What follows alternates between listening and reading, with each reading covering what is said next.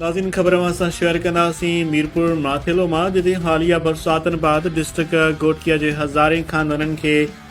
Relief फराहम करण बाद गोटकी ज़िले जे सनअती इदारे FFC इंतज़ामिया पारां मुतासिरीन जे घरनि जी अॾावत जो सिलसिलो बदस्तूर जारी आहे।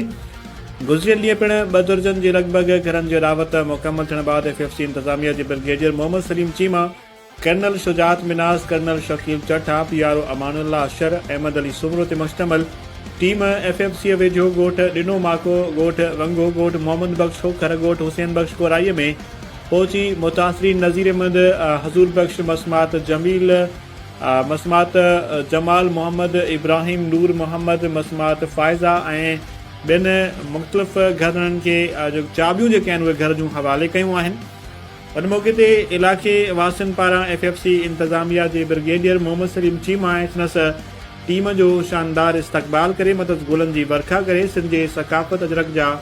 तोहफ़ा पेश कया।